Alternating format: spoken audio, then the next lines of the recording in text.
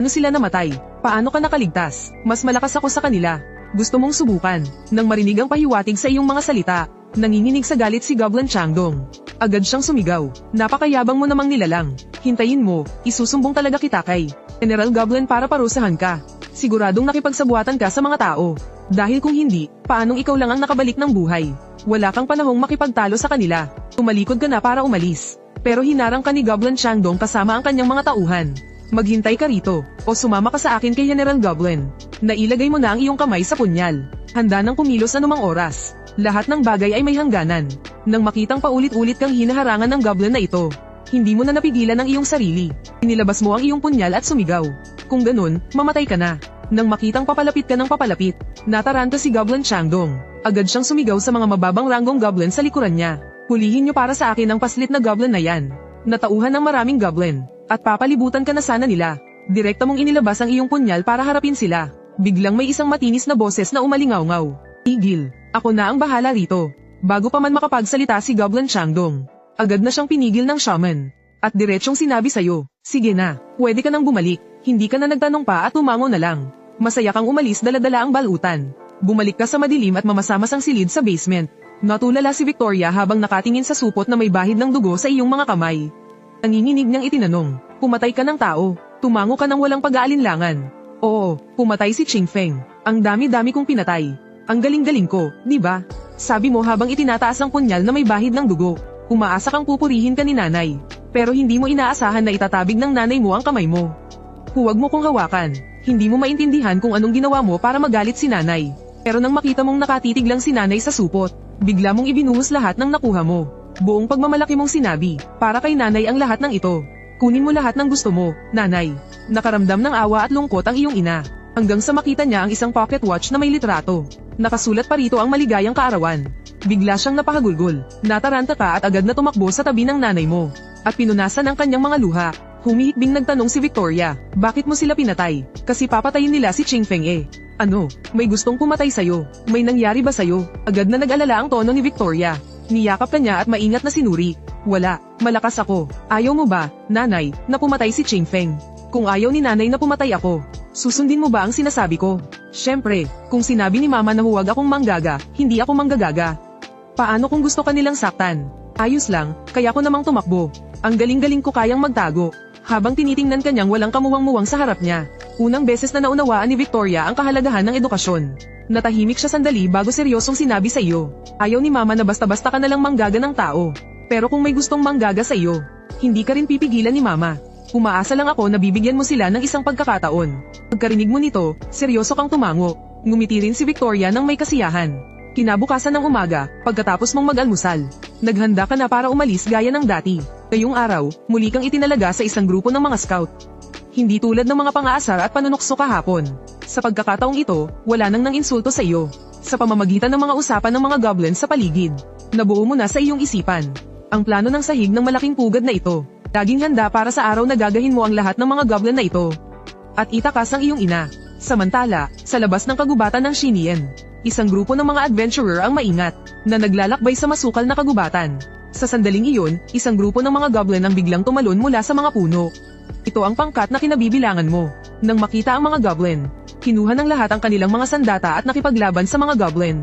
Ngunit ikaw ay nanonood lang mula sa puno. Hanggang sa parehong panig ay halos magkaubusan na. Bigla kang kumilos at tinapos ang mga natitirang tao at goblin. Dahil dito, nagkaroon ka ng dalawa pang talento. Ang likas na pandaman ng isang goblin at ang persepsyon ng isang tao. Sa mga sandaling ito, naramdaman mo na may isa pang taong buhay sa lupa. Balak mo sanang tapusin siya sa isang saksak, ngunit bigla mong naalala ang sinabi ng iyong ina. Kaya itinago mo ang iyong punyal. At tumalikod ka pabalik sa kuweba ng mga goblin. Lingid sa iyong kaalaman, ang iyong paulit-ulit na pagbalik ng mag-isa ay nagdulot na ng sama ng loob sa ibang mga goblin. Muli kang nabuhay bilang ang pinakagwapong goblin sa pugad ng mga goblin. Kasisilang mo pa lang ay nagpakitang gilas ka na agad. Kabilang sa isang grupo ng mga ordinaryong goblin. Kanina lang, muli kayong lumabas para manggaso ng sama-sama. Pero hindi inaasahan, ikaw lang ulit ang nag-isang nakabalik. Ito ang agad na nagdulot ng pagkadismaya sa ibang mga goblin. Sa sandaling iyon, isang goblin nakasuot ng baluti ang dahan-daang lumapit. Ako ang knight, sumama ka sa akin. Nais kang makita ng general. Agad na nagbulungan ang mga goblin sa paligid. Natutuwa sila, iniisip na siguro'y dahil masyado kang mayabang. Kaya maging ang general ay gusto kang personal na imbestigahan. Pero sa kabila ng tawag ng Goblin Knight, sinulyapan mo lang siya ng may pagbabanta at bigla ka na lang tumalikod. Sa iyong paningin, walang anuman. Ang mas mahalaga pa kaysa sa pag-uwi para makita si nanay. Hoy, ang lakas ng loob mong baliwalain ako. At baliwalain ang utos ng general. Galit na sumugod sa iyo ang Goblin Knight. Handa kang dakpin para dalhin sa general. Pero hindi ka man lang lumingon. Gamit lang ang kamay mo, sinalo mo ang kanyang pag-atake. Agad na ikinagulat at ikinaputla ito ng Goblin Knight. Sa sandaling iyon, ginamit ng Goblin Knight ang lahat ng kanyang lakas upang subukang bawiin ang kanyang kamay. Pero mahigpit ang pagkakahawak mo kaya hindi niya ito mabawi. Kaya umungol siya at inatake ka gamit ang isa pa niyang kamay. Tinaasan mo lang siya ng kilay. At diretsyong inihagis siya palayo. Lahat ng mga gobling naroroon ay napanganga sa nakita. Pagkatapos ay bumangon ang Goblin Knight at galit na sumigaw sa iyo. Dahil sa kahihiyan, hindi na niya inisip pa ang utos ng general. Ang gusto na lang niya ngayon ay pagpira-pirasuhin ka. Pero habang pasugad siyang muli, isang malalim at marangal na boses ang biglang umalingaw-ngaw. Tumigil kayo. Nang marinig ang boses na iyon, ang Goblin Knight ay biglang napahinto. Lumingon ka rin para tingnan kung saan nanggaling ang boses. At nakita mo ang isang malaki at matipunong goblin na dahan-daang lumalabas. Iyon ang Goblin General, at may mabigat na aura na bumabalot sa kanya. Kaya naman walang sino mang goblin ang nangahas na salubungin ang kanyang tingin. Pagkatapos nito, nagmamadaling nagbigay-pugay ang lahat ng goblin sa general. At dahan-daang lumapit sa iyo ang Goblin General para suriin ka. Habang ikaw naman ay pinatigas ang iyong mga kalamnan, handang-handa ng umatake anumang oras. Pero saglit ka lang tiningnan ng Goblin General bago ito tumalikod. Sumunod ka sa akin. Pagkasabi niyon, naglakad na paalis ang Goblin General. Nang makitang nananatili ka lang sa iyong kinatatayuan at hindi sumusunod, minto siyang muli at idinagdag.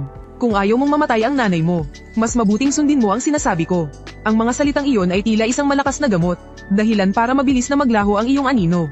Sa sumunod na segundo, hawak mo na ang iyong punyal, na nakatutok sa puso ng Goblin General.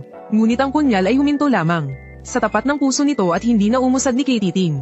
Isipin mo, ito na ang perpektong pagkakataong pinaghirapan mong hanapin. Pero ang Goblin General ay hindi man lang tumingin sa iyo. Direkta niyang inipit ang iyong punyal gamit lang ang dalawang daliri. Hindi masama, sa ganito kaigsing panahon. Ganyan na kabilis ang paglakas mo. Maniwala ka, papatayin kita. Kung kaya mong gawin, sige, subukan mo. Pero, kaya mo nga ba? Pagkasabi niyon, pinitik ng Goblin General ang kanyang daliri. Pero sa kakarampot na lakas lang mula sa kanyang mga daliri, yumanig ang buo mong katawan at tumilapon ka.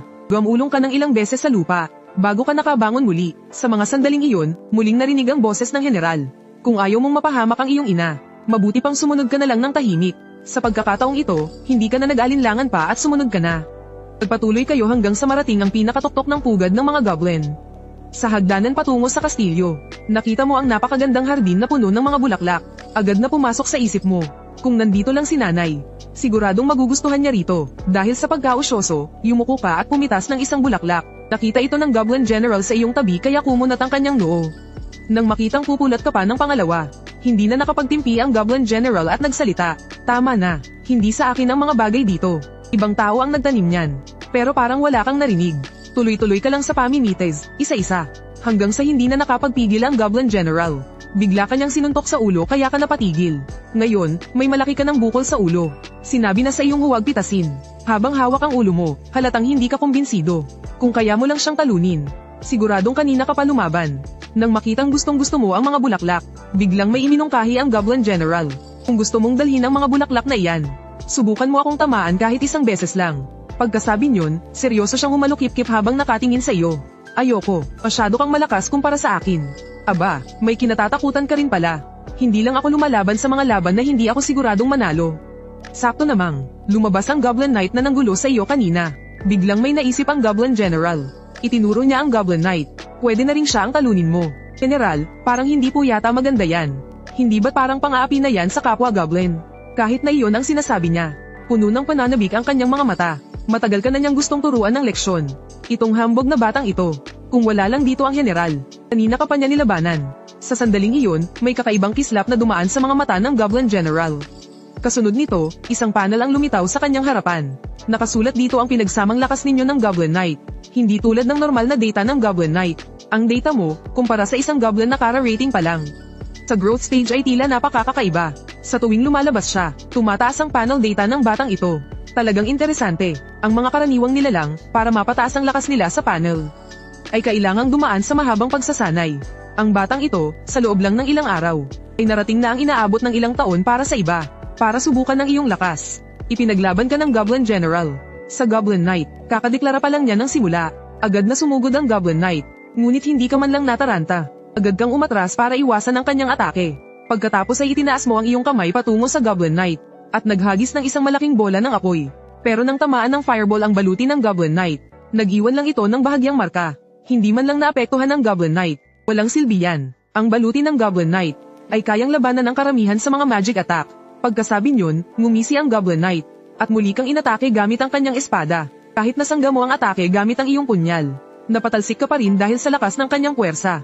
Habang lumilipad ka sa ere, biglang tumalon ang Goblin Knight para tapusin ka na. Ngunit sa sumunod na segundo, isang bola ng apoy ang sumalpok sa kanyang mukha.